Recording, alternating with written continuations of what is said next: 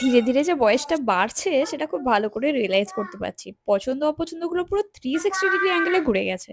সকালে ঘুম থেকে উঠেই হাতে পেলাম ফ্রেশ ফ্লাওয়ার্স। ভ্যালেন্টাইন্স ডে উপলক্ষে তো যদি না ফ্রেশ ফ্লাওয়ার্স পাই, তাহলে তো ঘরে তাণ্ডব মাচবেই মাচবে। আর এদিকে মিস্টার হাজব্যান্ড একটা করে ফুল আমার হাতে দিচ্ছিল, আর সেগুলোকে আমি সুন্দর করে অর্গানাইজ করে রাখলাম। তারপরেই দেখছি দরজায় হঠাৎ কলিং বেলের শব্দ। কি এসছে? একটা পার্সেল অ্যামাজন থেকে। ওপেন বক্স ডেলিভারি ছিল যখন, তাই যখন খুললো আমার তো চক্ষু চড়ক গাছ। জাস্ট মুখে আমি প্রকাশ করেছিলাম আমার ভালো লাগে 4টে বার্নারের গ্যাস স্টোভ। বাট মুখের কথা মুখে দিয়ে রয়ে গেল, আর গ্যাসটা ঘরে চলে এলো। আর আমি তো দেখে ফুল সারপ্রাইজ। এটা নাকি আমার ভ্যালেন্টাইন্স গিফট, সত্যি। তাই প্রথম কি বানাবো, সকাল সকাল যখন এসেই গেছে চাই বানাই। তো প্রথমে আমাদের দুজনের জন্য বানালাম সুন্দর চা। তারপরে চা পানি খেয়ে তারপরে ভাবলাম কি স্পেশাল রান্না করা যায়। স্পেশাল মানে বিরিয়ানির কথাটা তো আগে মাথায় আসবে। তার জন্য আমার নতুন যে ননস্টিক কুকার সেটটা ছিল সেটাকে বার করলাম আজকে বিছানার তলা থেকে।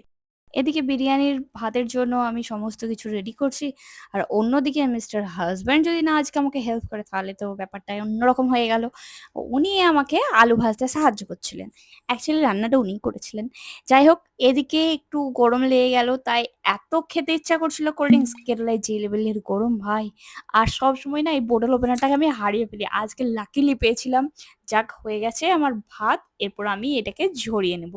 নাইস অ্যান্ড ঝরঝরে ভাত, আর তার সঙ্গে সঙ্গে হয়ে গেল আমাদের গ্যাস সিলিন্ডারের গ্যাস শেষ। এটা আমাদের ব্যাকআপ অপশন। নতুন গ্যাস এসেই গ্যাস সিলিন্ডার কি করে শেষ হয়ে যেতে পারে। এরপর বিরিয়ানিকে সাজানো গোছানোর পালা। এদিকে চলছে বিরিয়ানি সাজানোর কাজ, আর এরপর হচ্ছে আমাদের দমের প্রিপারেশন। তো আজকে এখানে শেষ করলাম। Bye bye.